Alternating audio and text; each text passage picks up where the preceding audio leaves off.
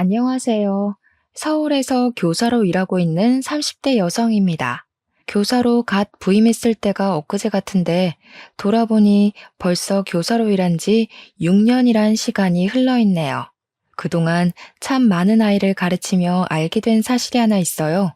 세상에는 완전히 악한 사람도 그렇다고 완전히 선한 사람도 없다는 것이죠. 아무리 아이들이라고 해도 자신의 이익을 위해서 순하기 짝이 없던 아이가 악한 행동을 하기도 하거든요. 상황에 따라 순식간에 달라질 수 있는 것이 사람이기에 그래서 더 사람이 무서워진 것 같습니다. 아무리 선한 사람이라 할지라도 언젠가 돌변해 사탄보다 악독한 행동을 할 수도 있으니까요. 저는 교직에 계시던 부모님의 영향으로 자연스럽게 사범대학교에 입학하며 선생님이란 직업을 희망하게 되었어요. 물론 여자가 갖기에 참 좋은 직업이란 것도 교사가 하고 싶은 수많은 이유 중 하나였지만 제일 큰 이유는 나로 인해 누군가가 깨달음과 가르침을 얻을 수 있다는 것이었는걸요. 그래서 대학 생활을 즐기기 바쁜 동기들과 달리 열심히 공부에만 매진할 수 있었던 거고요. 그리고 이런 노력 덕분인지 정말 감사하게도 저는 대학교를 졸업하자마자 임용고시에 합격해 꿈에 그리던 선생님이 될 수 있었답니다. 꿈에 그리던 교사가 되다니 참 믿기지 않았죠. 학교로 첫 발을 내디딜 때만 해도 무척 떨리고 두려웠지만 주변 선생님들께서는 가까운 동생을 대하듯 친절하게 대해주셨기에 걱정과 달리 금방 학교에 적응할 수 있었네요. 그중 교감 선생님께서는 저를 딸처럼 아껴주셨고, 저 또한 학생들에게 언제나 인자한 모습을 보이는 교감 선생님을 동경했어요. 학교 생활에 익숙해질 때쯤 교감 선생님께서는 선자리를 주선하겠다고 말씀하시더군요. 처음에는 거절했지만 교감 선생님께서는 좋은 짝이 될 거라고 말씀하시며 계속 밀어붙이셨기에 어쩔 수 없이 선자리에 나가게 되었습니다. 반강제적으로 나간 자리였지만 남자는 참 좋은 사람이었어요. 긴장한 나머지 음식을 엎은 실수를 저질렀음에도 남자는 오히려 저를 걱정하며 더러워진 원피스를 손수 닦아주었거든요. 그뿐만 아니라 작은 여행사 사업을 하는 남자는 경제적으로도 탄탄했기에 여러모로 남자에게 마음이 가게 되었죠. 남자 또한 저를 마음에 들어서 했기에 저희는 금세 진지한 관계를 갖게 되었고, 저희는 만난 지 1년 만에 백년가약을 올리게 되었답니다. 결혼 준비를 하면서 남편의 집에 가게 되었을 때 제일 놀란 것은 바로 교감 선생님께서 남편의 어머니였다는 것이었어요. 교감 선생님은 제 손을 잡으시며 눈물을 훔치셨죠. 예전부터 김 선생님을 마음에 두고 있었는데 드디어 우리 집 식구가 되다니 참 잘된 일이지 뭡니까? 다른 선생들도 우리 김 선생님을 며느리감으로 어찌나 탐내던지 그 모습을 보고 있자니 자꾸 마음이 급해져서 선자리도 밀어붙였는데 드디어 며느리가 되다니 기쁘기 그지없네요. 어머니, 말씀 낮춰주세요. 이제 제가 어머님 며느리가 되는데 자꾸 존댓말 써주시면 제가 어떻게 어머니를 편히 뵙겠어요. 그래, 우리 며느리가 그러자고 하니 내가 말을 놔야겠구나. 역시 교직에 몸담은 부모 밑에서 자란 우리 며느리는 말 한마디에도 귀품이 있구나. 이래서 윗물이 맑은 집 딸내미를 며느리로 들어야 한다니까. 우리 며느님 결혼하게 되면 앞으로 시애미가 아니라 두 번째 엄마다 생각하렴. 아이고, 결혼하기도 전에 네 시애미가 아주 우리 며느님한테 푹 빠졌구먼. 아가, 결혼식이며 집 문제는 우리가 다 알아서 할 테니 너는 아무것도 챙겨올 생각 말아라. 어머님, 아버님께서 교직에 계셔서 훌륭한 성품을 나눠주시긴 했어도 공무원 월급으로 어떻게 딸 결혼 준비까지 시켜주시겠니? 돈 문제는 우리가 알아서 하마. 저희 부부는 시부모님의 전폭적인 지지를 받으며 결혼식을 올리게 되었네요. 결혼한 후 연애 시절에는 보이지 않았던 폭력적인 모습을 보이는 남자들도 있다고 하는데요. 남편은 그 반대였어요. 오히려 결혼 후 더 잘해주려고 노력을 했죠. 시험 기간 문제를 낸 후 밤늦게 집으로 들어올 때면 남편은 국과 밥을 따뜻하게 차려주었어요. 이런 남편의 다정함은 친정 부모님에게도 그대로 넘어갔습니다. 친정 부모님께서 아들이 있었나 착각을 할 정도로 말이에요. 시부모님께서도 언제나 배려를 해주셨기에 저는 과분한 사랑을 받으며 행복한 결혼 생활을 할 수 있었네요. 하지만 단 한 가지 문제가 있다면 그건 바로 시부모님께서 저희의 분가를 허락하지 않는다는 거였습니다. 정확히는 시어머니께서 계속해서 합가 생활을 하길 원했고요. 시부모님과 지내는 것은 그리 어려운 일이 아니었지만 시댁 식구들은 시어머니가 정년퇴직을 하면서 경기도 외곽의 전원주택으로 이사를 갔기에 학교까지 출퇴근하는 것이 불편하더군요. 차를 타고 왕복 4시간이나 걸리는 거리를 매일매일 오가는 것은 결코 쉬운 일이 아니었습니다. 고심 끝에 남편과 상의 후 분가를 요청하기로 했죠. 언제나 저희 부부를 생각해 주시던 시어머니라면 이번에도 이해해 주실 거라 생각했습니다. 그런데 시어머니께서는 지금까지 볼 수 없었던 모습을 보이며 불같이 화를 내셨어요. 내가 못된 시모처럼 군 것도 아니고 그렇다고 네 시애비가 일하는 너한테 삼시세끼를 직접 차리라고 한 것도 아닌데 도대체 뭐가 아쉬워서 분가를 해?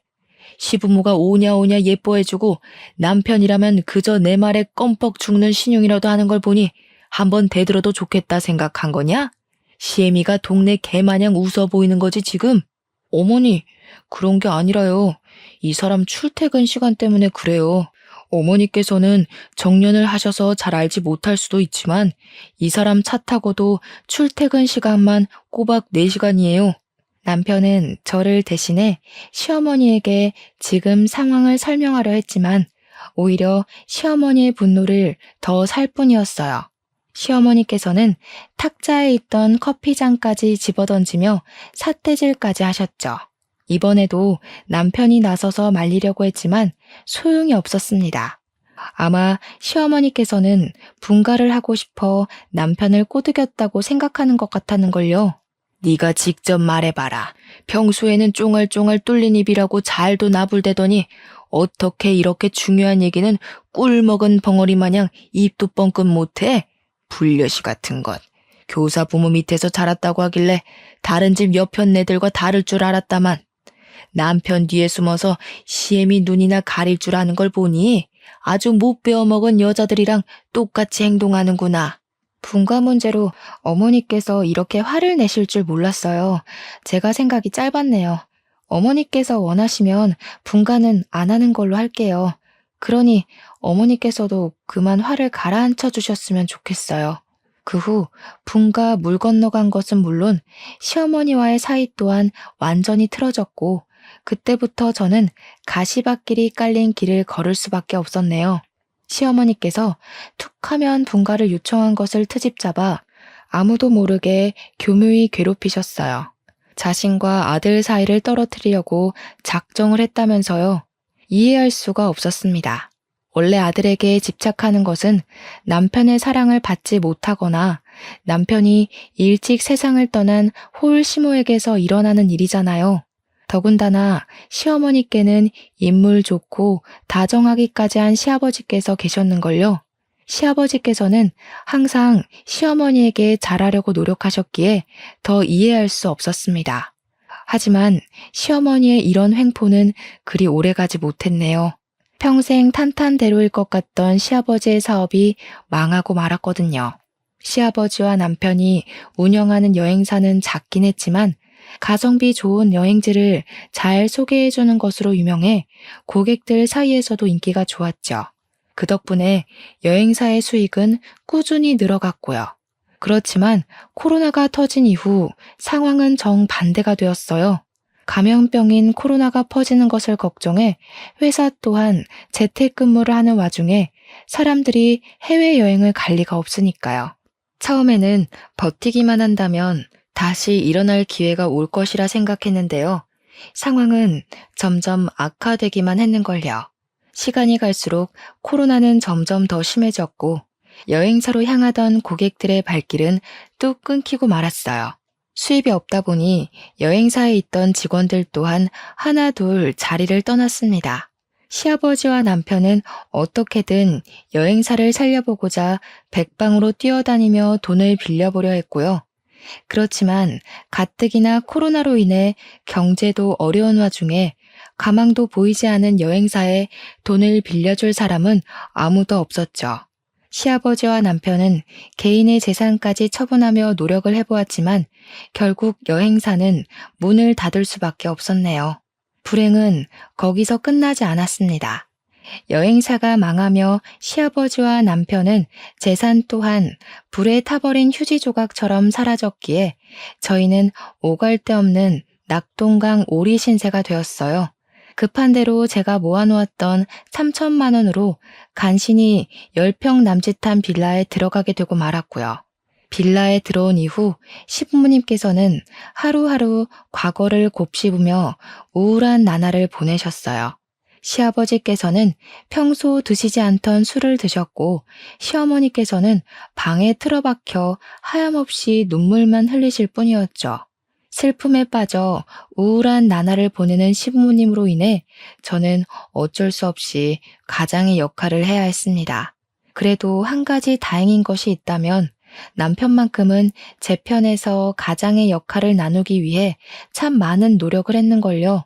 하지만 이런 노력과는 다르게 분야도 다르고 나이까지 많은 남편을 써주려는 회사는 한 군데도 없더군요. 남편의 취준 생활이 길어질수록 얼마 되지 않은 저의 월급은 고스란히 시댁 식구들의 생활비로 다 나가야만 했어요. 이런 상황을 알게 된 친정 부모님께서는 당장 이혼하라며 성을 내셨고요. 지금 너한테 딸린 애가 있는 것도 아닌데 뭐하러 남의 집에 돈까지 갖다 바치면서 살고 있어? 네가 그런다고 시댁 식구들이 너한테 고맙다고 인사라도 제대로 할 것 같아? 정신 차려 이거사. 아무리 잘해도 며느리는 며느리야. 네가 아무리 백날 첫날 잘하려고 해봐라. 네 시모는 우리 아들 뺏어간 며느리, 아들 키워준 시댁 식구한테 돈 쓰는 건 당연한 일이라고 생각할 거다. 괜한 헛짓하지 말고 지금이라도 갈라서 지금 나더러 집에 있는 남편이라도 버리고 제가라도 하라는 거야? 엄마는 어떻게 말을 그렇게 해? 명호 씨가 엄마한테 얼마나 잘했는지 벌써 잊었어? 우리 집에 아들 생겼다고 좋아하면서 단물 빨 땐 언제고 인제 와서 헤어지라는 이유가 뭐냐고. 세상에 어느 애미가 다 망한 시댁 식구들 뒷바라지 하는 딸년 꼴을 그냥 두고 봐. 이서방이 아무리 잘했다고 하면 뭐하냐. 앞으로 고생길이 훤히 열린걸. 너 계속 이서방이랑 살다간 죽을 때까지 얼마 되지도 않은 월급 시댁에 다 처박으면서 산입에 거미줄 칠 수도 있어. 아직도 애미 마음을 이렇게 몰라?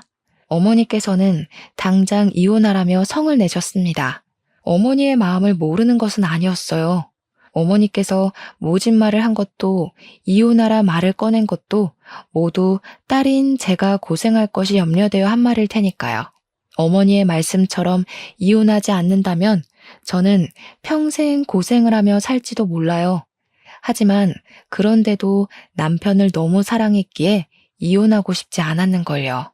남편과 이혼을 하고 다른 사람과 살 바에는 차라리 평생 고생을 하더라도 남편의 곁에 남아있고 싶었죠.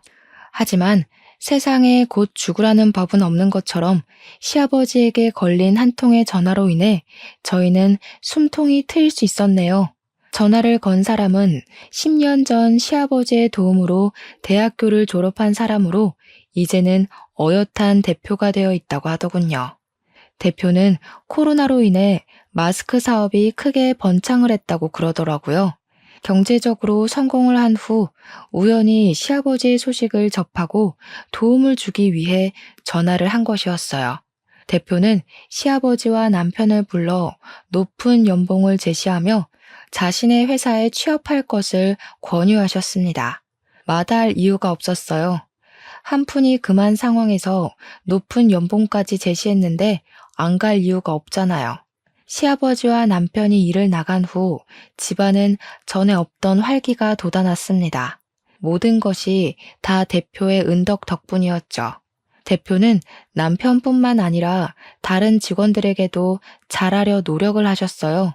대표는 언제나 직원들을 가족 이상으로 생각하며 일을 한 대가를 감사하게 생각해 상여금이나 복지 같은 것을 두둑하게 챙겨주려 노력하셨거든요. 그런 대표의 모습을 가장 가까운 곳에서 지켜본 남편은 대표에게 존경하는 마음을 가지게 되었죠. 그 후 대표와는 가족보다도 더 가깝게 지내게 되더라고요. 가족 여행까지 같이 가면서 말이에요. 당연한 일이었습니다. 대표 덕분에 빌라 신세를 벗어났기에 은인과도 같은 존재였으니까요. 그렇게 2년이란 시간이 흐르고 그 사이 경제적으로 안정이 됨과 동시에 저희 부부는 드디어 분가하게 되었어요. 그 덕분에 저희 부부는 기다리고 기다리던 아이를 볼 수 있게 되었고요. 소중한 딸아이를 품에 안은 후 저희 부부는 좋은 부모가 되기 위해 애를 썼습니다. 시어머니 또한 딸아이가 태어난 후부터는 좋은 시어머니로서, 좋은 할머니로서 역할을 다하기 위해 힘을 써주셨어요. 여행사가 망한 후 온갖 고생을 겪으며 며느리였던 저에게도 가족으로서 든든한 동지애를 느꼈던 것이었겠죠. 언제나 좋은 모습을 보이려는 시어머니로 인해 저 또한 좋은 며느리가 되기 위해 노력했습니다. 일주일에 한 번씩 시댁을 찾아가면서요. 그런데 시댁에 자주 방문하다 보니 이상한 것이 한 가지 있더라고요. 시아버지께서 자꾸만 딸아이의 이름을 까먹는다는 거였죠. 우리 손녀 이름이 뭐더라? 나도 나이가 들었는지 자꾸 까먹게 되는구나. 예슬이잖아요. 아버지가 직접 지어주셨었는데 기억 안 나세요? 맞다. 우리 예슬이. 나도 늙기는 늙었나 보다. 기억력이 예전 같지가 않아. 이거 원 우리 손녀 이름을 적어놓기라도 하든지 해야지. 안 그래도 요즘에 걱정돼 죽겠다. 사소한 것까지 다 기억하던 양반이 손녀 이름은 고사하고 자기 번호까지 까먹었으니 지금도 이런데 더 늙으면 어찌 될는지. 간신히 살만해져서 이제야 2다리 좀 쭉 뻗고 잘 수 있나 했는데 아무래도 나는 늙어서 고생만 하다 갈 팔자인가 보다. 평소 시아버지께서는 자주 보던 사람들의 이름까지 다 기억할 정도로 기억력이 좋으셨기에 더 걱정되었습니다. 하지만 그렇다고 치매라고 간주하기에 시아버지께서는 너무 멀쩡해 보이셔서 나이가 먹은 후 자연스럽게 찾아온 건망증이겠거니 하고 넘어가려고 했어요. 그런데 며칠 후 시어머니께 전화가 걸려오더군요. 이 일을 어쩌면 좋니? 네 시아버지 치매란다. 아이고 세상에. 내가 전생에 무슨 죄를 지었길래 하늘에서 이런 실언을 주는지. 이제 꼼짝없이 치매 걸린 남편 수발이나 들게 생겼으니 어쩌면 좋니? 네? 병원에서 검사하고 온 게 맞으세요? 병원에서 오진했을 수도 있는 거잖아요. 다른 병원에 가서 다시 검사를 해보고 다른 병원에도 가보니 이미 치매가 진행됐다고 하더구나.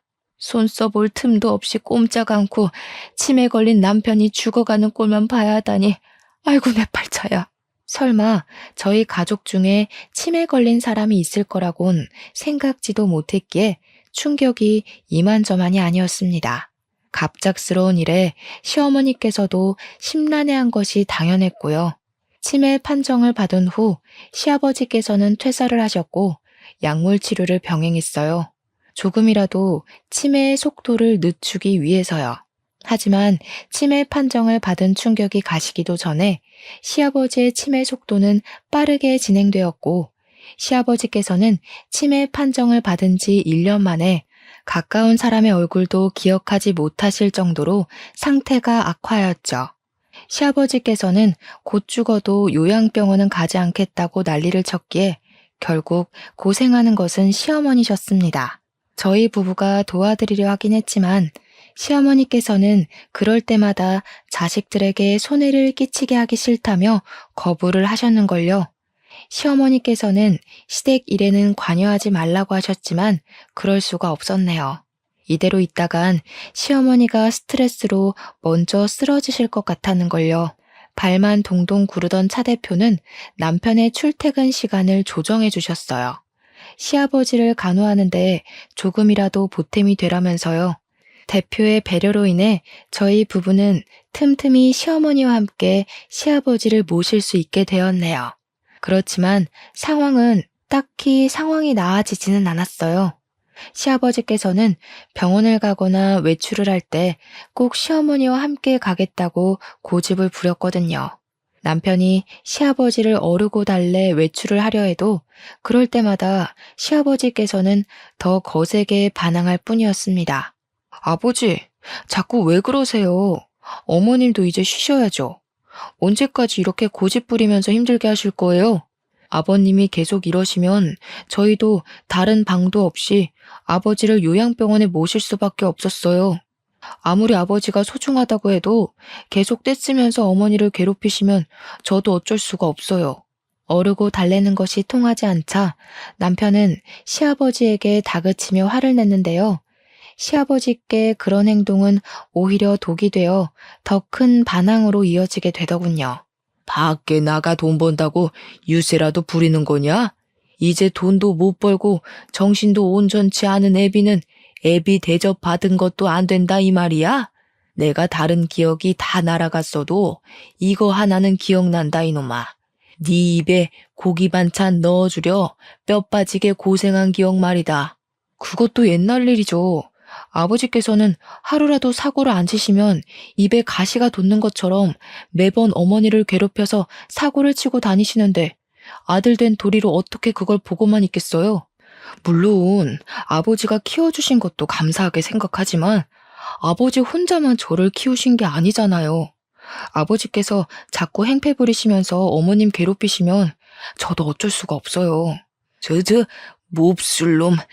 네 애미한테 뻗친 정성 반만이라도 아픈 애비한테 쏟아봐라. 애비가 멀쩡히 살아있는 지금도 산송장 취급하며 제 애미만 운운하는데 병상에 누워있을 땐 얼마나 멸시하고 업신여길지 아주 훤히 보인다 보여. 자식놈한테 대우도 못 받고 산송장 취급받으며 눈칫밥 먹으며 살 바엔 차라리 자식놈 없는 셈 치고 사는 게 낫겠다. 지난날 너한테 쏟아부은 내 정성이 아까워. 자꾸만 억지를 부리는 시아버지로 인해 근심은 깊어져만 갔네요. 남편과 다툼이 있고 난 뒤 시아버지께서는 무력까지 사용하며 저희 부부를 경계하셨기에 저와 딸은 더 이상 시댁에 갈 수 없었고요.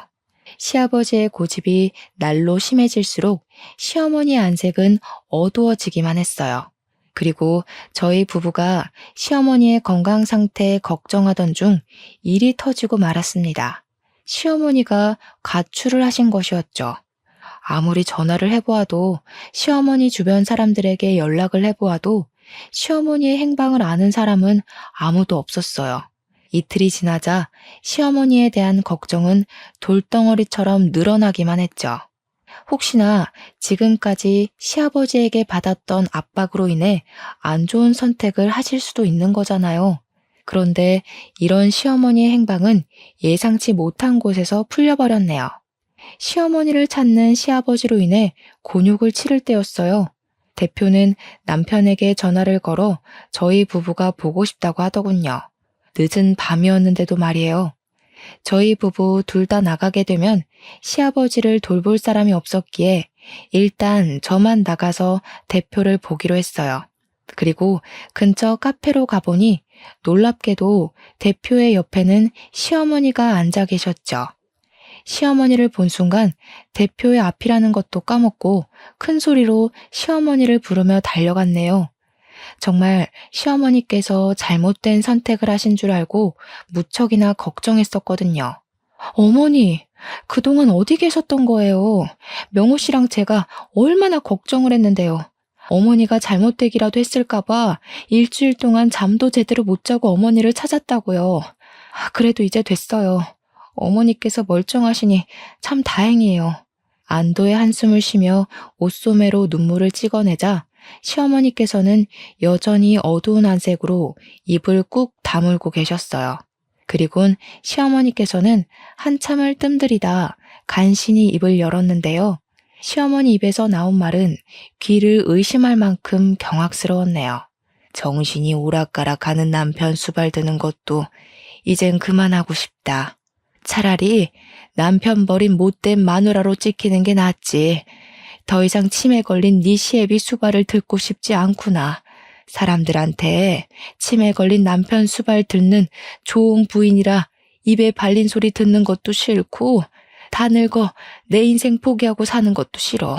나도 이제는 새 사람 만나 평범한 사람들처럼 남편 밥 해주고 같이 잠들면서 평범하게 살고 싶구나. 어머니, 지금 재혼이라도 하겠다고 말씀하시는 거세요? 상대가 누구길래 이런 상황에서 재혼한다는 말씀을 하시는지. 시어머니께서는 옆에 있던 대표의 손을 잡으며 재혼을 하겠노라 말씀을 하셨어요. 대표와 시어머니가 재혼한다는 말을 들었을 때 그만 마시고 있던 커피를 뱉어낼 뻔했죠. 아무리 치매 걸린 시아버지가 싫다고 해도 어떻게 평소 가족처럼 지내던 대표와 재혼한다는 말씀을 하시다니요. 게다가 대표는 시어머니보다 10살이나 어렸는걸요. 두 분 모두 이해가 가지 않았어요. 치매 걸린 남편을 버리고 재혼을 한다는 시어머니도 젊은 날 자신을 도와주었던 사람의 아내와 결혼을 한다는 대표도 말이에요. 그러던 중 대표는 시어머니를 감싸며 모두 자신의 잘못이라고 말을 하더군요. 자신이 아주 오래전부터 시어머니를 짝사랑한 탓에 일어난 일이니 탓하려거든 자신을 탓하라고요. 물론 그동안 시어머니께서 시아버지로 인해 얼마나 고생했는지는 잘 알았어요. 하지만 그렇다고 해서 모두가 힘든 상황에 혼자만 살겠다고 재혼을 하다뇨. 이기적으로 행동하는 시어머니를 보니 입이 써 아무런 말도 할 수 없었네요. 시어머니가 재혼 소식을 밝힌 후 예상한 대로 집안은 발칵 뒤집혔습니다. 남편은 시어머니에게 큰 배신감을 느끼며 재혼을 반대했는데요. 시어머니께서는 꿋꿋하게 재혼하겠다는 의견을 굽히지 않으셨네요. 아버지가 정신이 온전치 않은 와중에 재혼한다는 것도 기가 막히는데 하물며 아버지랑 제일 가까웠던 사람이랑 새 출발을 하시겠다뇨. 그게 지금 말이 되는 소리라고 생각하세요? 차라리 모르는 사람하고 정분이 났다 말씀하셨으면 아버지 수발 드는 게 힘들어 그랬을 수도 있겠구나 했을 거예요. 근데 이건 아니죠. 어머니께서는 우리 가족들 생각은 안 하세요? 어떻게 다른 사람도 아닌 아버지한테 은혜 받은 사람이랑 제가라도 한다는 말씀을 하실 수 있으세요? 어머니께서는 그 회사에서 일하는 제 생각은 눈꼽만큼은 안 하세요? 치매 걸린 시아버지도 모자라 새로운 시아버지를 두게 된 제 집사람 생각은요. 어머니께서는 정말 해도 해도 너무하세요. 자식놈이라고 하나 있는 게 어찌 이리 애미 마음을 몰라줘. 내가 그동안 치매 걸린 네 애비를 굶기기를 했냐? 아니면 병원을 안 가 마누라 된 도리를 안 하기라도 했냐? 나도 할 만큼 했어. 1년 동안 집에서 꼼짝도 안 하고 네 애비 옆에만 붙어 병시죽만 들었다. 볼이 패이고 뼈가 앙상해질 정도로 지극정성을 다했다고. 네 눈에는 정신이 오락가락하는 네 애비만 보이고 끈떨어진 뒤웅박 신세인 애미는 보이지도 않어? 어머니는 아버지가 불쌍하지도 않으세요? 다 늙어서 치매 걸린 남편 수발이나 들다 세상 떠날 내 팔자가 더 불쌍하다. 앞으로 네 시애비랑 나는 아무 상관도 없으니 정 네 시애비가 불쌍하다면 직접 똥 수발이며 밥 수발이며 들면서 평생 살아라. 나는 더 이상 더러워서 그 짓거리는 못해. 시어머니께서는 그 후 저희 부부에게 보여주기라도 하듯 서둘러 대표와 살림을 합치시더군요. 대표는 어떻게 해서든 남편과 시어머니 사이를 화해시키려 애를 썼지만 이미 시어머니와 대표에게 실망할 대로 실망한 남편은 대표의 말을 들을 생각도 하지 않더군요. 계속해서 대표가 시어머니와 만나는 자리를 만들려고 하자 아예 회사를 그만두었고요. 대표의 얼굴을 보고 싶지 않다면서요. 그래도 양심의 가책은 있었는지 대표는 남자에게 경제적 지원을 해주려 했습니다. 하지만 남편은 이를 거부했어요. 그러자 대표는 저를 통해 매달 생활비를 지원하겠다는 의사를 밝혔죠. 대표님께서 어떤 마음으로 도움을 주시려는지 알지만 그래도 남편 몰래 대표님께 경제적으로 지원을 받을 수는 없어요. 하물며 대표님께서는 저희 시어머니랑 살림까지 합치셨는걸요. 그래도 어떻게 받아주면 안 될까요? 회사까지 그만둔 마당에 당장 마땅한 수입도 없을 텐데 직장 구할 때까지만이라도 받아줘요. 그래야 내가 마음이 편할 것 같아요.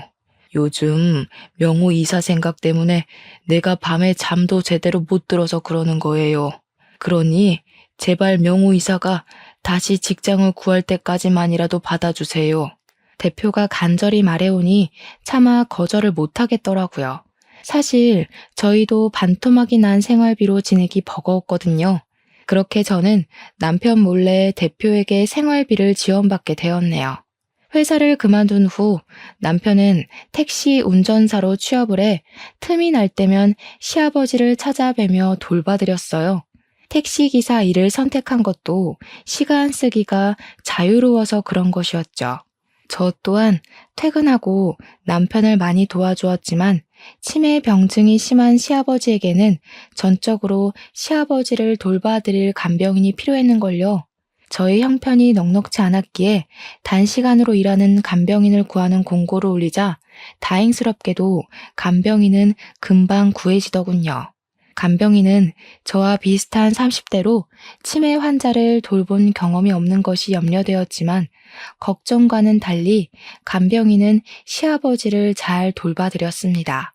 더불어 시아버지께서는 간병인을 잘 따르셨기에 저희는 간병인에게 감사한 마음을 가지게 되었죠. 간병인이 들어오고 나서 저희 부부는 남편의 권유로 제가 근무하는 학교와 가까운 곳으로 이사를 하게 되었어요. 시아버지의 거처 또한 저희 집과 가까운 곳으로 옮기게 되었고요.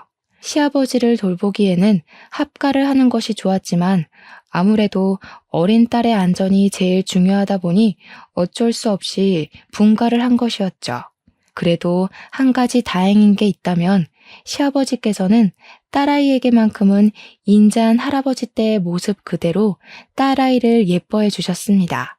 그런데 저희 부부가 시아버지와 합가하지 않는다는 것을 알자 간병인은 먼저 나서 자신이 24시간 시아버지를 돌보겠노라 말을 해주더군요. 마땅히 지낼 곳이 없다면서 말이에요. 간병인에게는 그저 감사한 마음뿐이었죠. 돈을 조금 주는데도 불구하고 상주 도우미로 일해주겠다니요. 그렇게 배려해준 간병인 덕분에 저희 부부는 한시름 놓을 수 있었네요. 시아버지를 자신의 가족처럼 잘 보살펴주는 간병인으로 인해 저희 부부는 간간히 같이 시간을 보낼 수 있었는데요. 간병인이 온 지 한 달이 되던 차 시어머니에게서 전화가 걸려오더군요. 전화를 받으려고 했지만 남편은 치매에 걸린 시아버지를 버리고 간 시어머니를 보고 싶지 않다며 전화 받는 것을 거부했죠. 다음날 찜찜한 마음으로 남편과 함께 시아버지를 모시고 병원을 갈 채비를 하고 있었어요. 원래라면 간병인과 남편이 따라가겠지만 간병인은 집에 일이 있다고 말해 어쩔 수가 없었죠. 그런데 막 나가려는 순간 문이 부서질 듯 두들겨졌습니다. 문을 열어보니 그 앞에는 놀랍게도 시어머니가 서 계시더라고요. 여기가 어디라고 찾아오셨어요? 다른 남자의 눈이 돌아 자식도 정신이 온전치 않은 남편 버리고 나갔으면 평생 아들이며 남편 정도는 인생에서 다시는 못 볼 각오로 나가신 줄 알았는데요. 다른 남자한테 빠져서 아버지도 버린 어머니를 저희 집에 들이고 싶지 않으니 당장 나가세요. 남편은 불같이 화를 내며 시어머니를 내쫓으려 했지만 시어머니께서는 도끼 눈을 뜬 채 시아버지에게 달려들었습니다. 그리곤 시아버지의 멱살을 잡아 올리며 울분을 토해내셨죠. 하나밖에 없는 자식 눈 가려 내쫓은 것도 모자라 어떻게 이런 악독한 짓을 해. 명호야, 속지 마라. 네 애비는 지금 거짓말을 하고 있는 거야. 시아버지에게 달려드는 시어머니를 저지하던 남편은 악다구니를 쓰는 시어머니의 모습을 보자 동작을 멈추고 몸을 움찔거렸습니다. 울분을 터뜨리던 시어머니께서는 눈물을 닦고 일어나시더니 저희가 몰랐던 이야기를 하기 시작했네요. 자식한테 부끄러운 애미가 되기 싫어. 그동안 아무리 더러운 일을 당해도 갖은 수모를 겪어도 꾹 참고 넘겼지만 더 이상은 안 되겠어. 나 하나 자식 앞에서 깨끗한 척하자고 더러운 집안이 쑥대밭으로 변하는 꼴을 보는 것도 질렸다. 지금 애들 앞에서 무슨 말을 하려고? 외간 남자 때문에 나가서 집 나갔으면 그걸로 끝이지. 어디 집에까지 와서 행패야? 이제 당신 꼭두각시 짓 하면서 멀쩡한 사람 흙탕물에 담그는 일도 아주 지긋지긋해. 왜? 내 비밀 가지고 협박할 때는 신이나 입에 귀에 걸리더니 이제 애들 앞에 당신 실체 까발려질 생각하니 속이 뒤틀려? 나는 당신한테 협박당하는 동안 수도 없이 속이 뒤틀리고 마음이 찢어졌어. 시아버지께서는 벌떡 휠체어에서 일어나 시어머니에게 달려들었습니다. 깜짝 놀랐어요. 요 몇 년간 이렇게 건재하고 멀쩡한 시아버지의 모습을 본 것은 처음이었거든요. 시아버지에게 저지를 당하면서도 시어머니께서는 계속해서 저희에게 시아버지의 실체를 폭로하셨고요. 명호야, 그동안 내가 네 애비 때문에 얼마나 고생을 했는지 아니? 내가 너희 대표랑 살림을 차린 것도 다 대표 돈이 탐나서 네 애비가 꾸민 짓이야. 어디 그뿐인 줄 아니? 네 시애비가 끼고 도는 간병인이 어떤 사람인데. 말도 안 되는 유언비어로 애들한테 쓸데없는 소리 하지 말고 썩 꺼지기나 해. 딸버린 내연녀 들여서 끼고 돌 때는 좋아 죽더니 애들 앞에서 까발리니 이제야 겁이 나? 내연녀라뇨? 치매 걸린 노인인 척 눈속임에서 딸버린 내연녀를 간병인으로 곁에 두고 희희낙낙한 거지 뭐긴 뭐냐. 너희는 모두 다 속은 거야. 상상도 할 수 없던 간병인의 정체에 남편은 입을 닫고 뒤로 물러났어요. 깜짝 놀란 것이겠죠. 시아버지께서 치매에 걸린 노인인 척 연기를 했다는 것부터 믿을 수 없는 일 투성이더군요. 모든 것이 다 꿈같이 느껴질 정도로 말이에요. 더군다나 모든 것이 시아버지께서 내연녀와 풍족한 생활을 하기 위해 벌인 일이라니 믿을 수가 없었는걸요. 하물며 시아버지의 말이 맞다면 시어머니께서는 왜 말도 안 되는 시아버지의 요구를 들어주었는지 의문이 들더군요. 내연녀와 새살림을 차리겠다는 남편을 그냥 두고 볼 여자는 세상에 없는 거잖아요. 더럽게 유부남이랑 노란한 걸 걷어준 것도 모자라. 그 자식까지 먹여 살리려 해줬더니 이딴 식으로 내 뒤통수를 쳐? 차라리 못난 애미 되는 게 낫지. 당신 같은 악독한 사람 때문에 순진한 사람 등쳐먹는 짓은 더 이상 못해. 이 순간 제일 충격을 받은 사람은 남편이었습니다. 시아버지 말을 믿지 못한 남편이 재차 물으려 했지만 시아버지께서는 이미 집을 나간 후였어요. 집을 나간 시아버지께서는 다음 날이 돼도 집에 들어오지 않으셨기에 남편의 속은 시커멓게 타들어갈 뿐이었는걸요. 전날 있었던 충격이 얼마나 컸는지 한 번도 출근을 걸은 적 없던 남편은 택시 일까지 빼먹으며 꼬박 일주일 동안 집에 틀어박혀 입에 대지도 않던 술독에 빠져 살았습니다. 이런 남편이 걱정되었는지 일주일이 지나자 시어머니께서는 직접 저희 집에 방문하셨어요.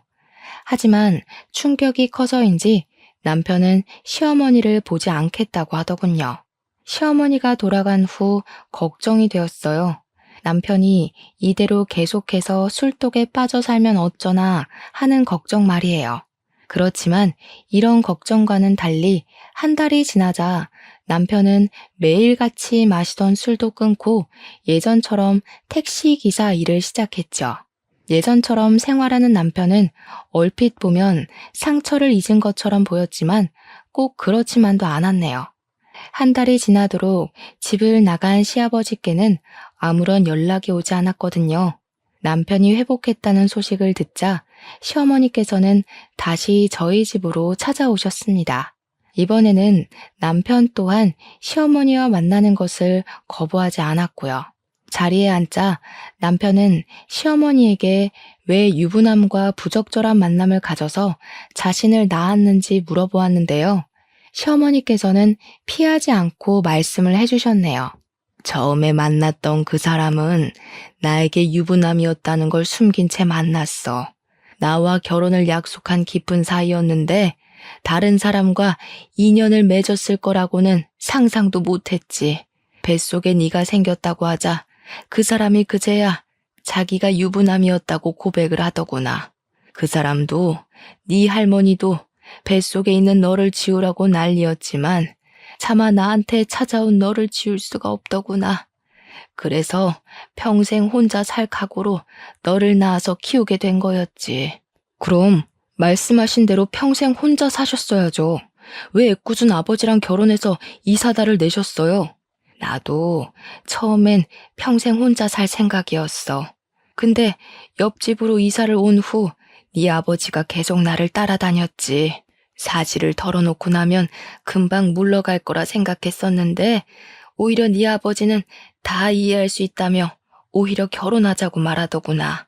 너한테도 참 다정하게 구는 게 이 사람이라면 평생 같이 살며 모든 일이든 믿고 맡길 수 있다고 생각했어.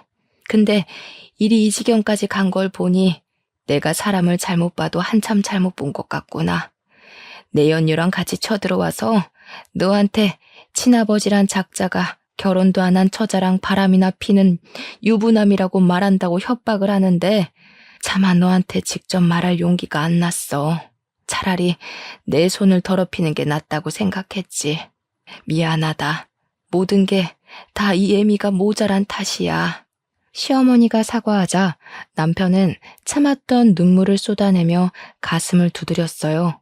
그러면서 시아버지만을 위하며 시어머니를 몰아낸 자신을 탓하고 원망하며 지난 날을 후회했죠. 남편을 위해 잘못된 일이라는 것을 알면서도 어쩔 수 없이 나쁜 일에 가담을 한 시어머니도 숨겨졌던 친부의 존재를 알게 된 남편도 모두 가여워 가슴은 하염없이 미어져만 갔습니다. 두 사람 모두 자신이 원해서 한 일이 아니잖아요. 그런 힘든 일이 있었으면 말씀을 하셨어야죠. 혼자서 속만 끓으시고 얼마나 힘드셨겠어요. 저야말로 죄송해요, 어머니. 아버지한테 정신이 팔려 어머니의 상처를 헤아리지 못했으니 모든 게 다 제 불찰입니다. 모든 것을 알게 된 후 남편은 시어머니를 협박해 대표의 재산을 가로채려 했던 시아버지에게는 협박죄를, 그 옆에서 시아버지를 도왔던 내연녀에게는 혼인 파탄의 책임을 물어 위자료를 청구했네요. 증거가 명백했기에 시아버지와 내연녀는 빼도 박도 못하고 책임을 물어야 했고요. 뒤늦게 사태의 심각성을 알게 된 시아버지는 남편에게 애걸복걸하며 소송을 취하해달라고 빌었지만 이미 시아버지의 정체를 알게 된 남편에게 그런 애원이 통할 리가 없었죠. 진부도 버린 널 이날 이때까지 키운 게 바로 나다. 진부가 바람이나 피우는 몰상식한 사람인 걸 알았으면 피도 안 섞인 널 키워준 나한테 고마워해야지. 결혼한 주제에 다른 여자 끌어들여서 바람 피운 건 아버지도 마찬가지 아닌가요? 아니죠. 아버지는 돈 잘 버는 후배가 셈이나 어머니를 이용해서 협박까지 했으니 더 심할 수도 있겠네요. 저는 어머니가 받은 만큼 돌려드리는 거니 너무 억울해하지 말고 감옥에 가서 눈에 넣어도 아프지 않을 내연녀랑 함께 손 꼭 붙잡고 백년해로 하세요. 오빠, 아들 좀 말려봐요. 계속 이대로 보고만 있을 거예요? 팔자 한번 고쳐보자고 오빠랑 결혼했는데 팔자를 고치기는커녕 감옥에 들어가게 생겼으니 이제 어떡할 거예요? 명우야, 그동안의 정을 생각해서라도 고소는 취하해다오. 내가 이렇게 무릎 꿇고 빌 테니 한 번만 그냥 넘어가 줘라. 다 늙은 아비가 감옥에 가서 고생할 수는 없잖니.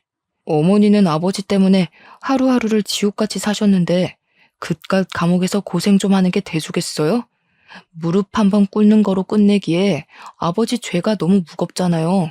사죄는 감옥에 들어가서 하세요. 시아버지께서는 선처를 원하셨지만 남편은 아랑곳하지 않고 처벌을 강행했죠. 결국 법원은 시아버지에게는 징역 6개월을 선고했고 내연녀에게는 혼인 파탄의 책임을 물어 500만 원을 물게 하며 악연의 끝을 보였네요. 시아버지와 가족의 인연을 끝낸 후 남편은 다시 대표의 회사로 복귀를 했어요. 시어머니께서 모든 일을 털어놓았음에도 끝까지 그 옆을 지키며 법적으로 시아버지와 내연녀가 처벌받을 수 있게 도와주었거든요. 남편은 그 후 변하지 않고 한결같이 시어머니를 감싸준 대표에게 마음을 열기 위해 노력했어요. 그 마음을 아는 대표는 남편을 감싸주었고요. 현재 남편은 회사의 이사가 되었고 저희는 그 어느 때보다 평온한 나날을 보내고 있답니다. 하지만 시아버지는 잘 지내지 못하는 모양인지 계속 저희 부부에게 연락을 해오곤 하네요. 아마도 징역살이를 하는 동안 내연녀가 도망가고 혼자가 된 채 쓸쓸하게 시간을 보내니 심적으로 힘들어서 그런 것 같아요. 시아버지께서는 구구절절 하소연하시지만 불쌍하기는커녕 오히려 인과응보라는 생각이 듭니다. 오히려 시아버지와 같은 악독한 사람과 살았던 시어머니가 안타까울 따름이죠. 지금 제가 바라는 것은 단 하나. 저희 가족들이 지금처럼 행복하게 지내는 거예요. 이런 걸 보면 사람은 무지막지하게 악해질 수도 있지만 그런데도 사람들과 함께 모여 사는 이유는 결국 구원을 받는 것 또한 사람의 선함이기 때문인 것 같네요. 폭풍이 지난 하늘이 더 막듯이 악했던 시아버지로 인해 사람의 악함도 더할 나위 없이 선한 마음도 믿게 되었는데요. 저는 이번 일을 계기로 선한 마음을 가진 사람이 되고자 합니다. 그럼 지금까지 길었던 이야기를 들어주신 시청자분들에게 인사를 올리며 이야기의 마침표를 찍도록 할게요. 시청자분들, 진심으로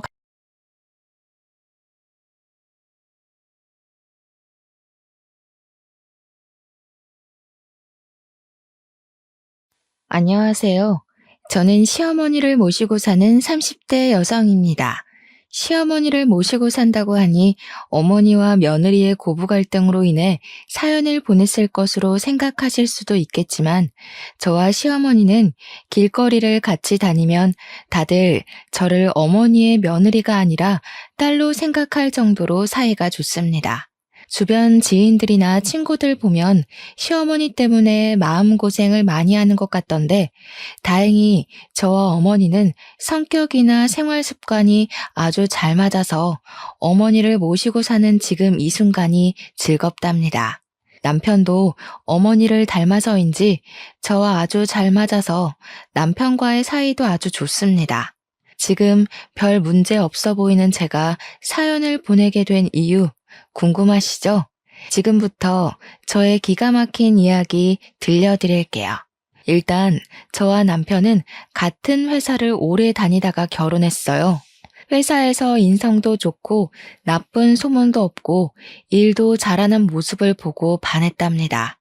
결혼 허락을 받기 위해 첫 인사를 드리러 가던 날 시어머니는 너무 반갑게 맞아주시며 딸이 생긴 것 같아서 좋다고 했지만 시아버지는 표정이 뚱하셨어요. 남편 역시 시아버지를 그다지 좋아하는 것 같지 않고 부자지간에 말도 거의 없었는데 그냥 남자끼리라서 그런가 보다 했습니다. 시아버지는 저를 엄청나게 반기시지는 않았지만 그렇다고 결혼을 반대하시지도 않아서 원래 되게 과묵하신가 보다 생각하고 말았어요. 그날 집에서 나오면서 남편에게 시아버지에 관해서 물어봤는데 하는 말이 시아버지가 집에서 독불 장군이라는 것입니다. 시어머니는 너무 심성이 착하셔서 결혼 초부터 시아버지가 뭐라고 하면 말 한마디도 못하셨다고 해요. 심지어 남편 어릴 때는 시아버지가 시어머니를 때리기도 했다고 합니다. 사소한 일로 엄청나게 크게 화를 내시는 것은 기본이었고 길거리에서도 시어머니가 답답하다고 느껴지면 주변 사람들 보지 않고 거침없이 소리를 지르며 무안을 주신다고 해요. 남편의 말로는 시아버지가 시어머니를 그야말로 개무시를 해왔다고 합니다. 그뿐만 아니라 시어머니는 시집살이도 아주 호되게 당하셨어요. 시할머니를 모시고 살면서 새벽부터 아침상을 차려내야 했고 조금이라도 늦어지면 엄청난 욕설을 퍼부으셨대요.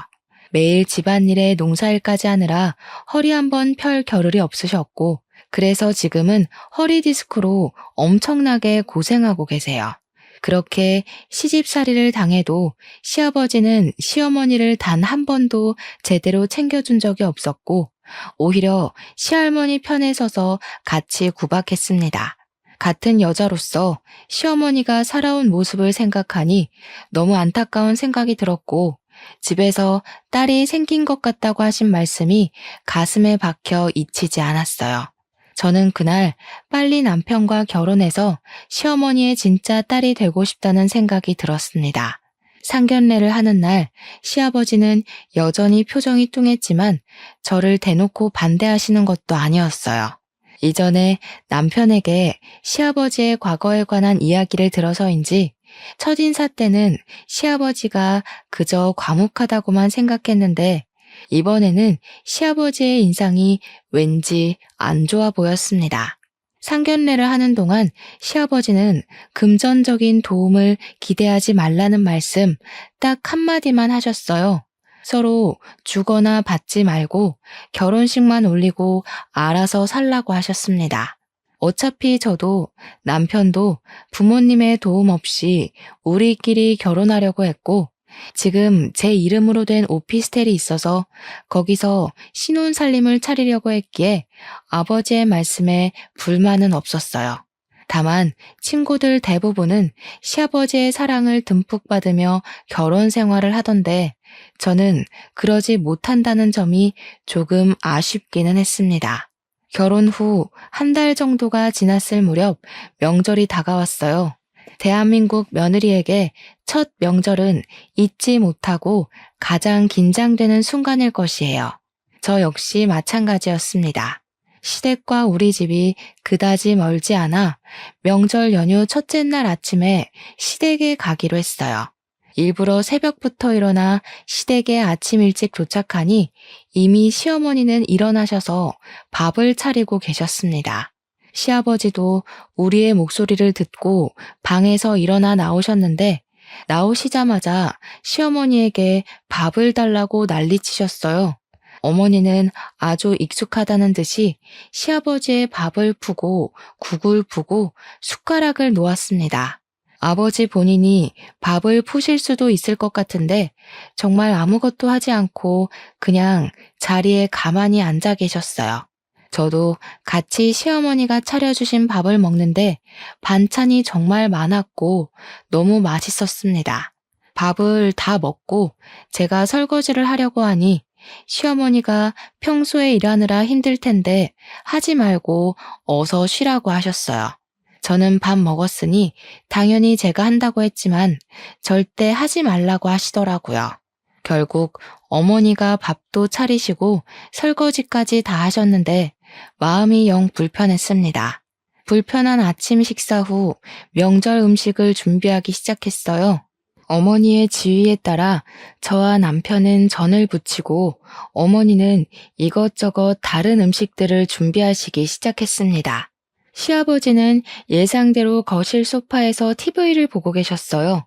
그냥 보기만 하면 좋은데 중간중간에 시어머니께 물 가져다 달라, 과일 달라고 시키시고 시어머니는 시아버지의 말에 아무 말 없이 가져오라는 것들을 가져오고 계셨습니다.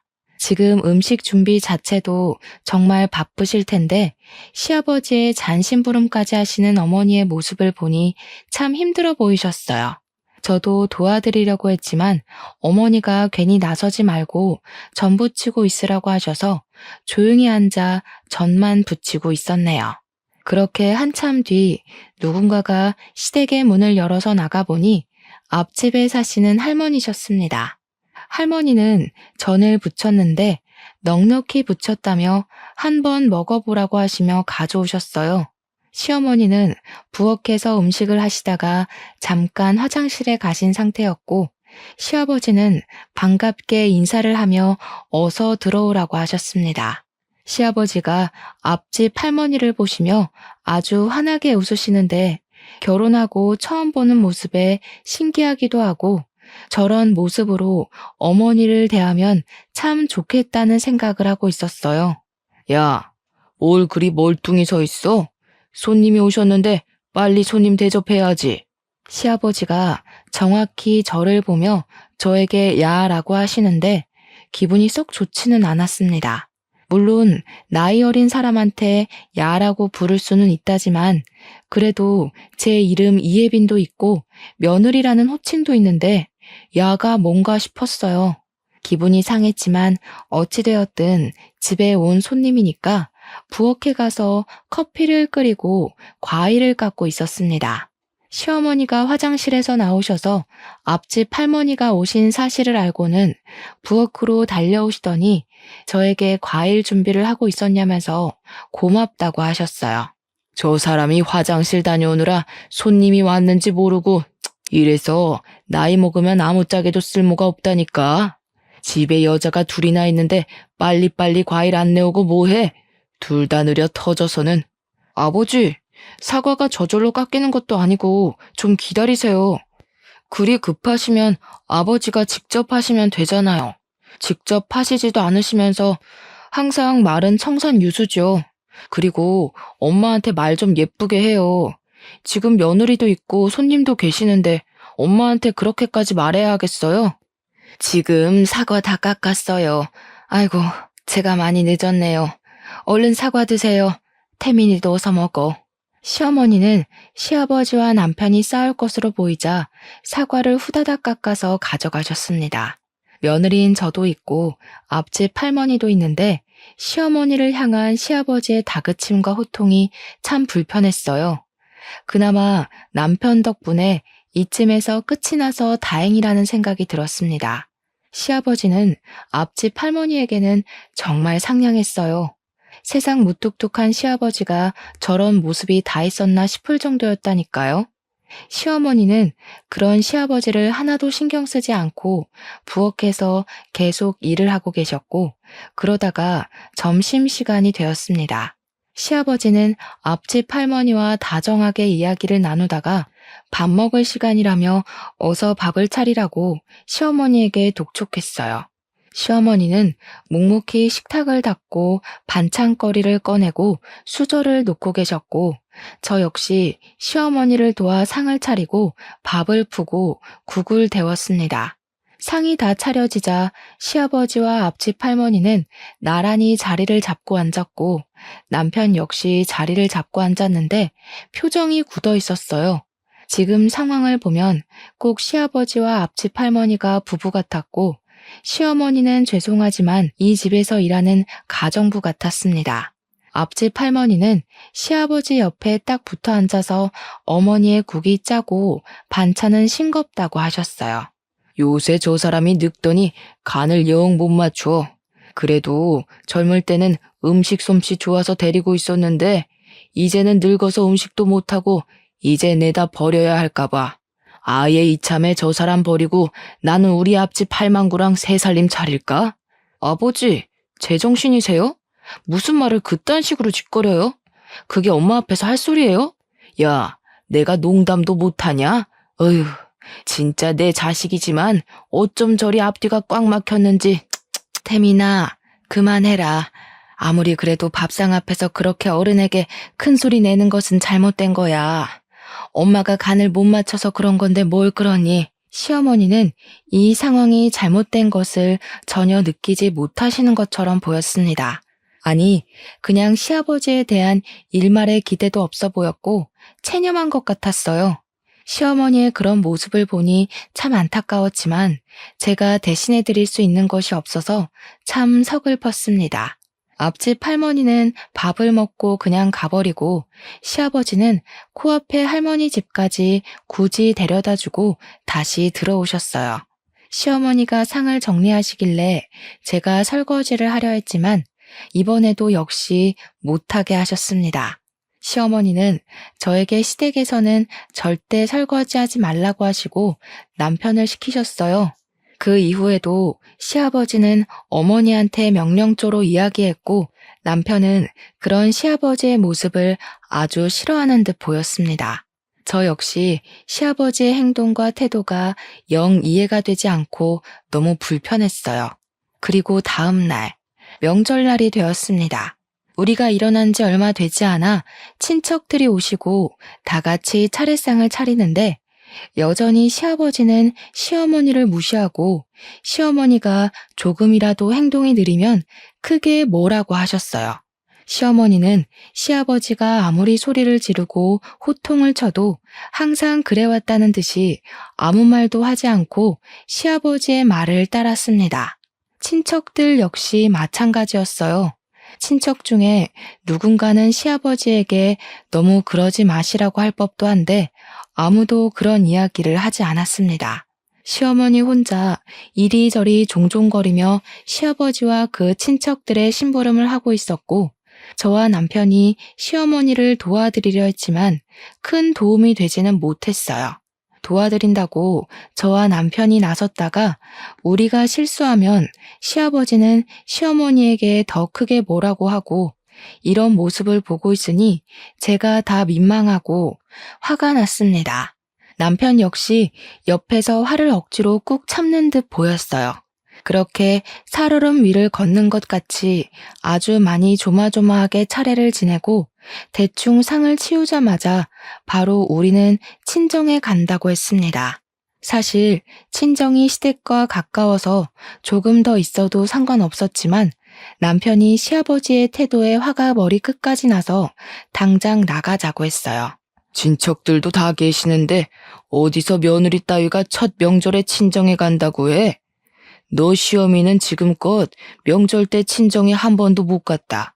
여자는 결혼하면 출가 외인이라는 말도 모르니 개념 없는 년 같으니라고. 저희 부모님은 제가 안 가면 명절에 혼자 계셔서 가봐야 할 것 같아요. 그리고 아버지, 아무리 며느리라도 개념 없는 년 같은 말씀은 삼가세요. 어디서 어른한테 말댔구야? 어른이 있으라고 하면 그냥 있는 것이다. 도대체 네 시어미는 며느리 교육을 어떻게 하는 거야? 며느리가 친정에 간다는데 시어미라는 사람이 가면 안 된다고 교육해야지.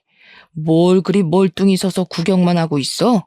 내가 진짜 어제부터 꾹 참고 있었는데 아버지 그만 좀 하세요. 아버지 옆에서 생기를 잃고 말라가는 어머니가 안쓰러워 보이지도 않으세요? 아니, 나이 먹고 이게 도대체 무슨 추태예요? 왜 이렇게 자꾸 엄마를 사람들 앞에서 무시하시냐고요. 제발 이제는 엄마 좀 생각하세요. 그리고 이딴 식으로 하실 거면 안 사람한테 시아비 노릇하려고 하지 마세요. 내가 뭘 어쨌다고 그러냐? 남자는 하늘, 여자는 땅. 그런 말도 몰라? 너도 마찬가지야, 이 모저리 같은 놈아. 여자한테 휘둘려서 명절날 장인 장모한테 휙 가버리는 게 말이나 되는 소리냐? 지금 여기 친척들 다 계신 거 안 보여? 아버지 시대는 그렇게 살아왔을지 몰라도 우리 세대는 그렇지 않아요. 지금은 그러면 이혼당해요. 알겠어요? 아버지도 이제 정신 좀 차리고 사세요. 그리고 엄마, 우리 이렇게 먼저 가서 죄송합니다. 명절 끝나고 다시 올게요. 아니다. 사돈이 기다리시는데 당연히 가봐야지.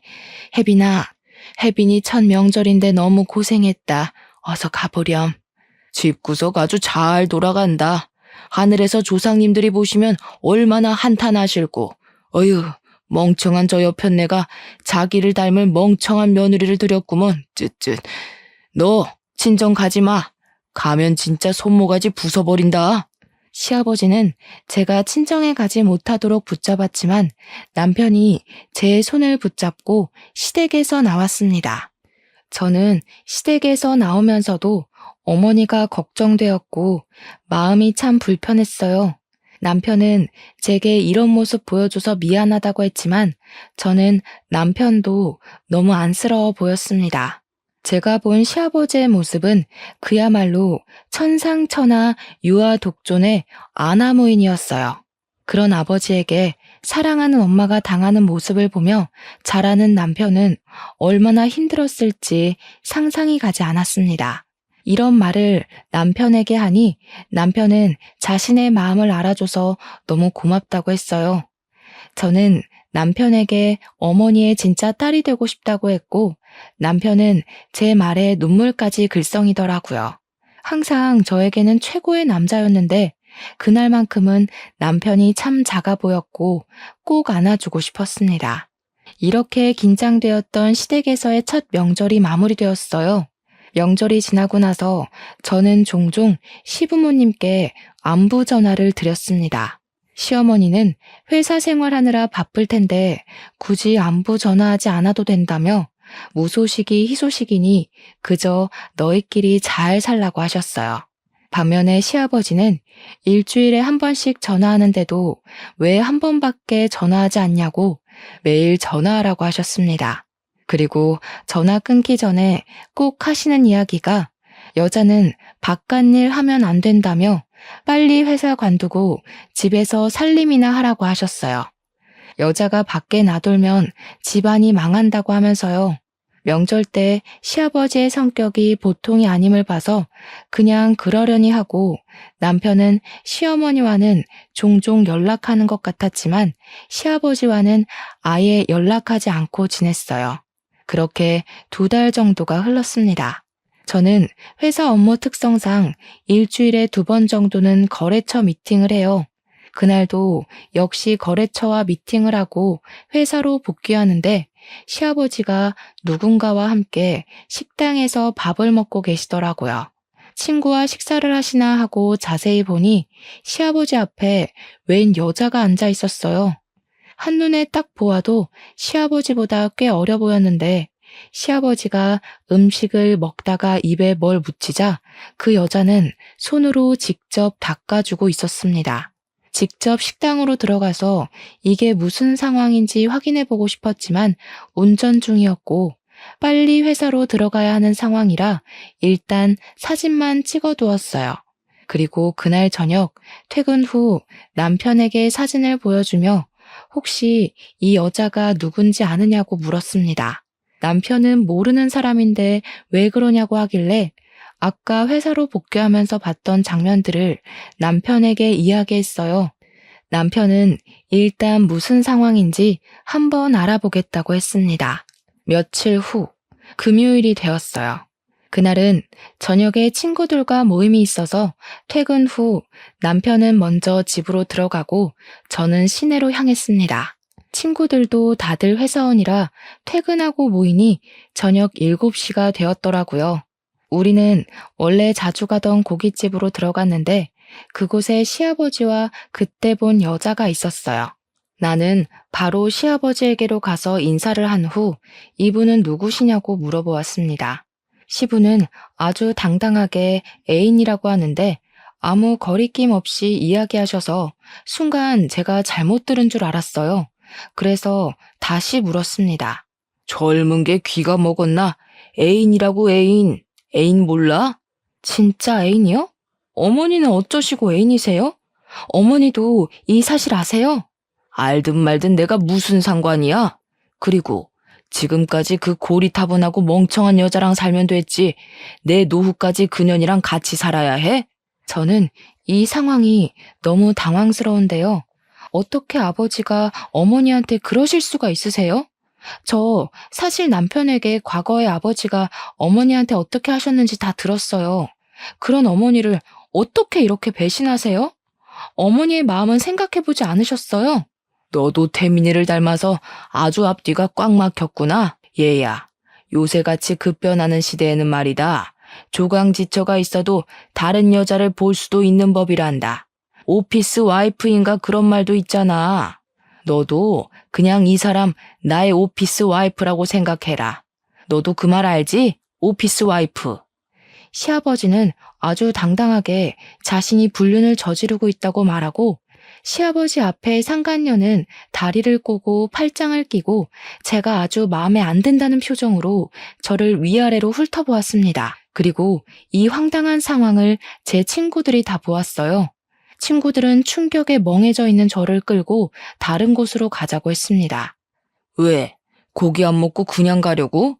그럼 우리 식사 다 마쳤는데 여기 계산 좀 하고 가. 너 내 며느리잖아. 며느리로서 밥 한 번 살 수도 있는 거 아니야? 제가 아버지와 상간녀가 식사하신 것을 왜 계산해야 하나요? 말도 안 되는 소리 하지 마시고 저한테 며느리라고 부르지도 마세요. 아시겠어요? 초년이 처음 해봤을 때도 싹수 없어 보이더니만 가면 갈수록 마음에 안 들어.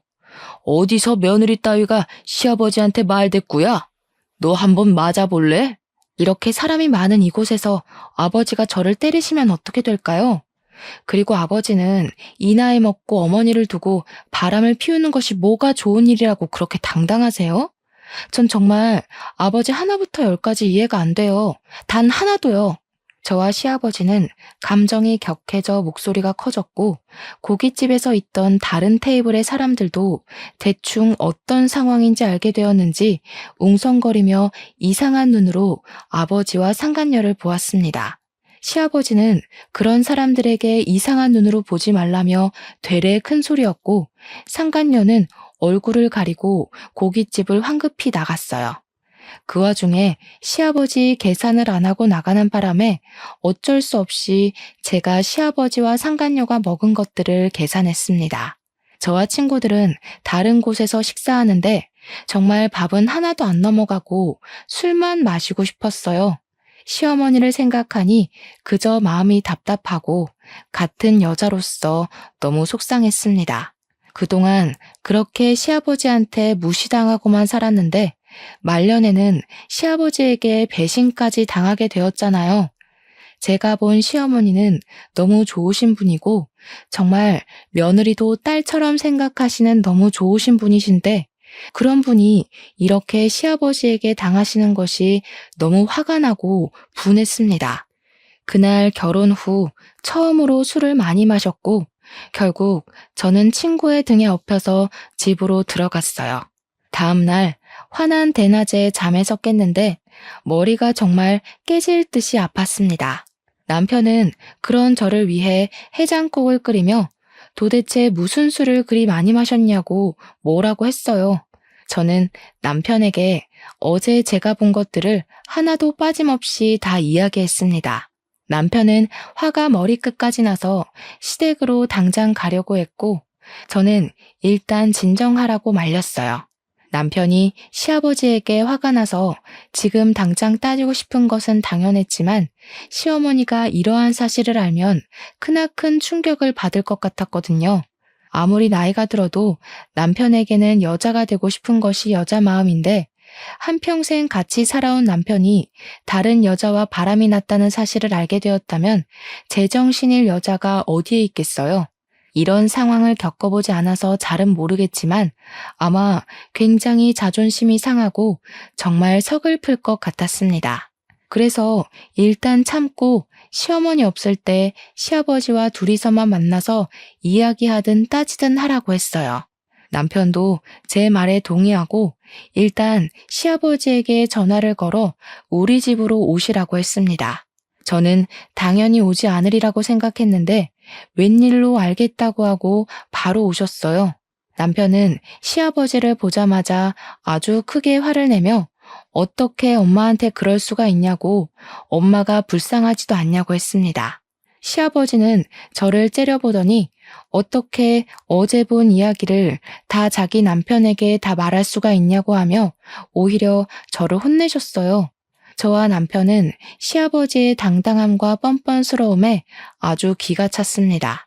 남편은 당장 상간녀와 헤어지라고 하고 시아버지는 내가 진짜 사랑하는 사람이라고 하며 못 헤어진다고 하셨어요.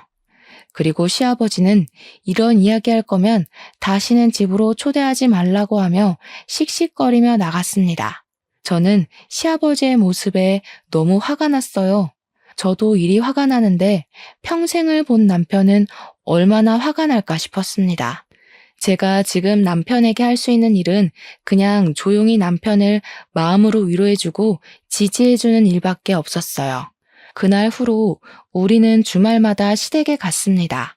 마음 같아서는 매일 가서 시아버지의 폭언으로부터 시어머니를 보호하고 싶었지만 회사 때문에 그러지 못했고 대신 주말마다 가서 시어머니의 말벗이 되어드리고 시아버지가 시어머니에게 뭐라고 하면 우리가 막아드렸어요. 시어머니는 시아버지를 정말 사랑했습니다.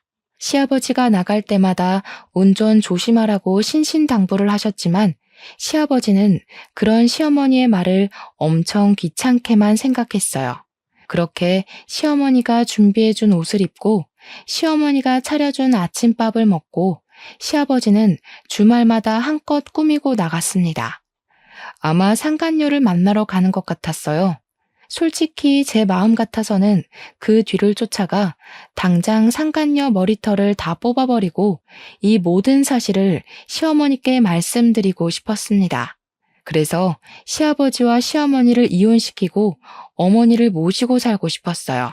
그러나 시아버지의 불륜 사실을 알게 되면 시어머니께서 큰 충격을 받으실 것 같아 말을 차마 할 수가 없었습니다. 그러던 어느 날 남편과 제가 함께 거래처 갔다가 복귀하는데 상간녀와 그녀의 아들로 보이는 사람이 길을 걷는 것을 보았어요.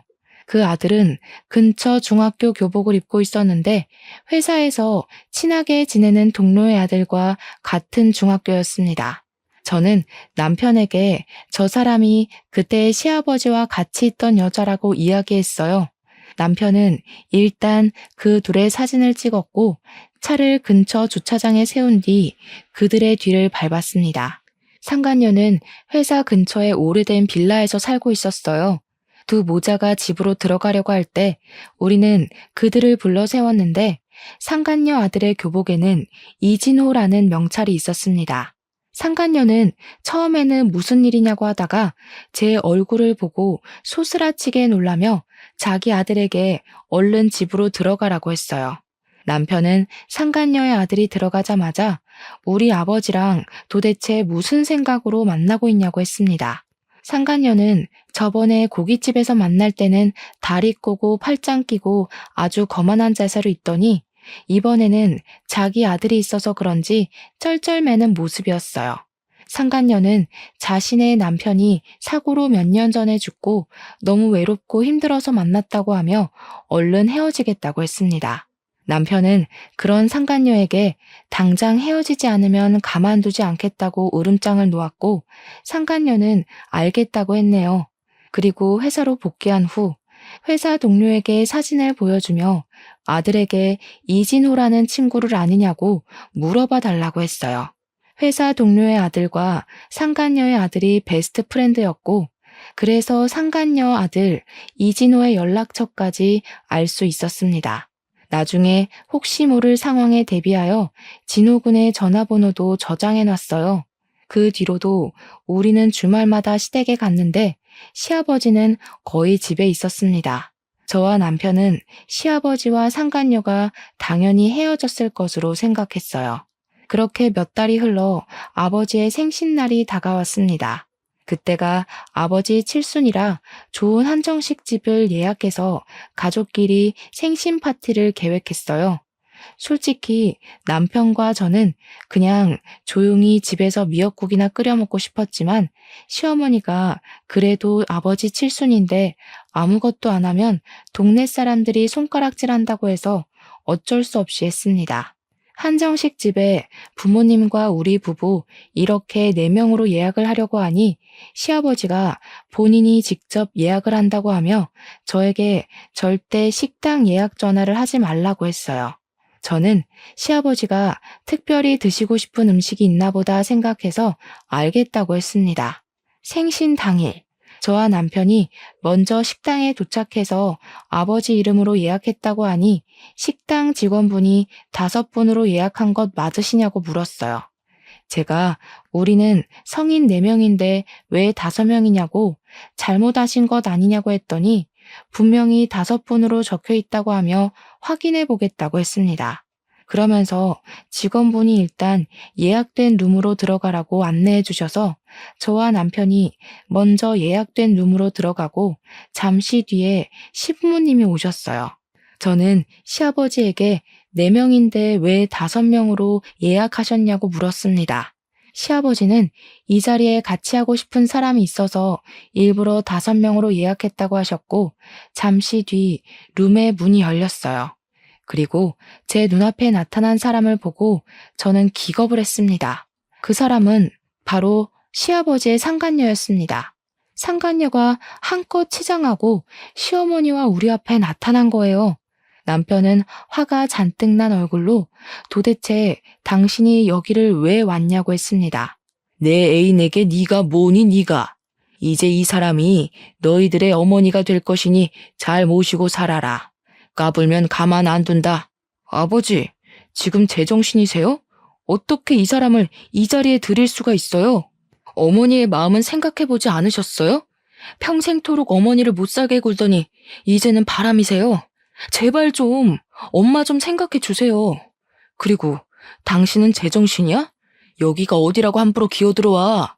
내가 그때 헤어지라고 했잖아. 헤어지려고 했는데 우리 오빠가 나 없으면 못 살고 죽는다고 붙잡는데 어째? 답답한 여편네랑 살기 힘들다나 뭐라나. 그래서 어쩔 수 없이 다시 만났어. 저 여자가 과연 아버지를 정말 사랑해서 만나는 것 같아요? 저 여자 아버지의 돈 바라고 사귀는 거예요. 솔직히 나이도 어린 사람이 늙어 빠진 아버지 같은 분을 왜 만나요? 안 그래요? 그래도 상관없어. 늙어 빠진 네 엄마보다는 이 사람이 나에게 더 힘이 되니 그것만으로도 나는 아주 좋아. 내가 진짜 사랑하는 사람은 이 사람이고 내 땅이며 내 집, 대대로 물려내려온 내 유산까지 다 이 사람에게 줄 거야. 나는 이 사람 없으면 못 살아. 상간녀에게 자신의 유산과 땅을 다 물려줄 거라는 말에 남편은 시아버지에게 소리를 지르고 있고, 시어머니는 자리에 앉아 그저 눈물만 흘리며 내가 못나서 그러니 진정하라고만 하셨습니다. 저는 시어머니의 그런 모습을 보니 너무 답답해서 화가 났어요. 지금까지 두 분의 모습을 보았을 때 시어머니는 시아버지에게 평생을 가스라이팅 당한 것 같았습니다. 작은 일에도 닥달하고 호통만 치는 시아버지에게 기가 푹 죽어서 한마디도 못하고 평생을 살아가셨을 모습을 생각하니 답답하고, 이렇게 시아버지가 큰 잘못을 저지르고 있음에도 시어머니는 아무 말도 못하시는 모습을 보니 화가 났어요. 지금까지 두 분의 모습을 보았을 때 시어머니는 시아버지에게 평생을 가스라이팅 당한 것 같았습니다. 작은 일에도 닥달하고 호통만 치는 시아버지에게 기가 푹 죽어서 한마디도 못하고 평생을 살아가셨을 모습을 생각하니 답답하고, 이렇게 시아버지가 큰 잘못을 저지르고 있음에도 시어머니는 아무 말도 못하시는 모습을 보니 화가 났어요. 시어머니는 시아버지에게 평생토록 헌신했는데 시아버지는 그런 시어머니를 헌신짝처럼 대하고 있었습니다. 시어머니의 눈물을 보면서 시아버지와 상간녀를 가만두면 안 되겠다고 생각했어요. 저는 분노의 눈이 뒤집혀서 상간녀의 머리채를 잡았습니다. 상간녀는 저에게 욕을 하며 주먹질을 해댔지만 절대 그 머리카락을 놓치지 않았어요. 그런 모습을 본 남편은 저번에 길거리에서 찍었던 아들의 사진을 보여주며 당장 아들에게 이 사실을 말하겠다고 했습니다. 그리고 저번에 저장해뒀던 상간녀 아들의 번호를 불러주며 당장 전화하겠다고 협박했어요. 그렇게 시아버지 옆에서 기고만장했던 상간녀는 아들의 번호를 우리가 알고 있다는 걸 알자 우리 앞에서 무릎을 꿇으며 아들은 이 사실을 모르게 해달라고 했습니다. 시아버지는 그렇게 사랑한다던 상간녀가 저에게 머리채가 잡히고 남편에게 협박을 당할 동안 아무런 말이나 행동을 하지 않고 그저 구석에서 떨고만 있었어요. 그만 좀 해라. 그만. 내가 이렇게 말리 마. 제발 내가 사랑하는 사람 괴롭히지 마. 나도 이렇게까지 하기는 싫었다. 사실 너희 엄마랑 나 서로 사랑해서 결혼한 사이도 아니었고 부모끼리 정한 약속으로 어쩔 수 없이 정략 결혼한 거야. 그렇게 평생 사랑이라는 감정을 모르고 살아왔다가 내 나이 70살이 돼서야 진짜 사랑하는 이 사람을 만났어. 그러니 제발 이 사람 그만 괴롭히거라. 그럼 평생을 다해 아버지를 모신 엄마는요? 엄마의 인생은 어떻게 책임지실 거예요? 그렇게 엄마가 싫었으면 차라리 애초에 이혼하시던가. 아니면 그렇게 힘들게 괴롭히시나 말든가요. 나는 그렇게 하면 너희 엄마가 나를 떠날 줄 알았어. 그런데 내가 아무리 싫은 소리를 하고 욕을 하고 심지어 때리기까지 해도 내 옆에 계속 있더구나. 아무튼 내가 미안하다. 정말 미안해. 아버지가 어머니의 인생을 망치셨으니 이제라도 어머니께 보상해 주세요. 어머니와 이혼하시고 아버지 앞으로 있는 땅과 재산들 그리고 주택까지 전부 다 어머니 앞으로 넘기세요. 만약에 안 하시면 저희 당장 상간녀 소송에 이혼 소송할 겁니다. 그럼 위자료가 적지 않게 나올 건데 괜찮으시겠어요? 소송? 안 돼. 그건 안 돼. 소송 걸리면 우리 아들도 알게 되잖아. 절대 안 돼. 오빠, 그냥 이혼하고 땅이며 주택이며 재산들 다들 저 사람에게 넘겨줘요. 부탁해요. 상간녀의 말에 시아버지는 알겠다고 하며 다 넘기겠다고 했습니다. 저는 혹시라도 나중에 말이 바뀔 수도 있을 것 같아서 직원에게 종이를 가져오라고 하고 그 자리에서 다 넘기겠다는 각서를 썼어요. 각서를 다 쓰고 조금 잠잠해지니 그제야 음식이 나오기 시작했습니다. 직원분은 심각한 이야기 중이신 것 같아서 음식을 드리지 못했다며 늦어서 죄송하다고 했어요.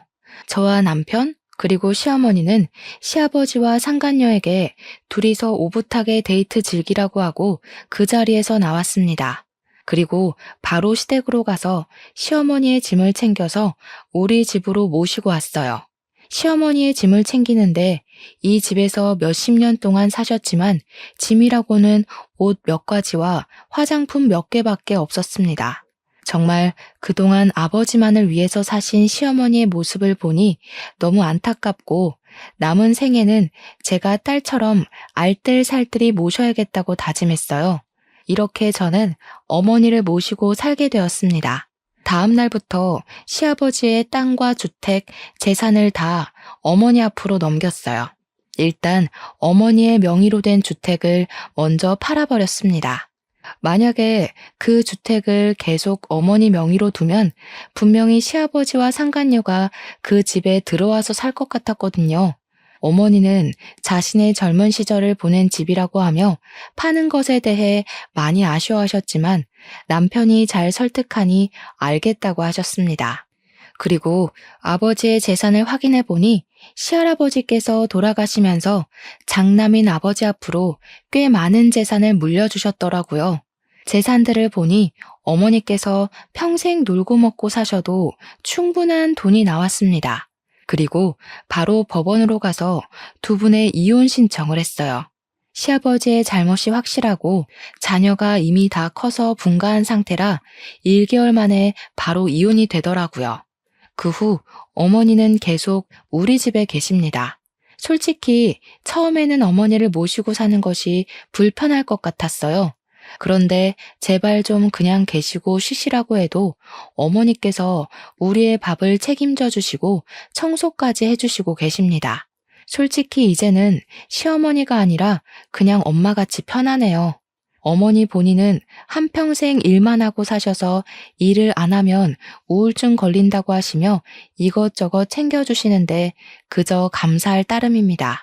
우리는 그런 어머니를 모시고 주말에는 같이 영화도 보러 가고 동물원도 가고 바다도 함께 다니고 있어요.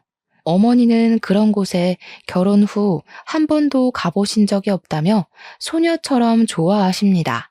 어머니가 좋아하시는 모습을 보면 다행이다 싶으면서도 한평생 고생만 하시고 사신 것 같아 안타까워요. 시아버지는 이혼하고 살던 집도 빼앗겨서 상간녀가 사는 집 근처의 모텔방에서 지내고 있습니다. 그러던 어느 날이었어요. 우리가 평소처럼 회사에 출근했는데 회사 동료가 웬 동영상을 보여주며 이게 사실이냐고 하더라고요. 보니까 예전에 고깃집에서 제가 시아버지와 상간녀를 보고 따지던 영상이었습니다. 다행히 저의 얼굴은 나오지 않고 시아버지와 상간녀의 얼굴이 제대로 찍혀 있더라고요. 당시 고깃집에 있던 손님이 동영상을 찍었고 이 동영상이 여기저기 퍼지면서 회사 동료들까지 알게 되었습니다. 이 동영상으로 인해 상간녀와 시아버지는 불륜을 저지른 사람들로 동네에 소문이 나서 집에서 나오지도 못하고 다니고 어쩌다가 나오면 손가락질을 받고 있어요. 상간녀의 아들 역시 정상적인 학교 생활을 하지 못하고 결국 자퇴까지 하게 되었다고 합니다.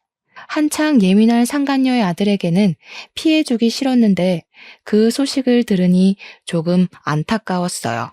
그 뒤로 동네에서 소문으로는 상간녀가 진짜로 시아버지를 사랑해서 만난 것이 아니라 혼자 아들을 키우는 것이 힘들어서 재산이 있는 시아버지를 꿰어서 편하게 살아보려고 한 것인데 시아버지가 모든 재산을 다 빼앗기고 빈털터리가 되니 상간녀가 바로 시아버지를 버렸다고 합니다.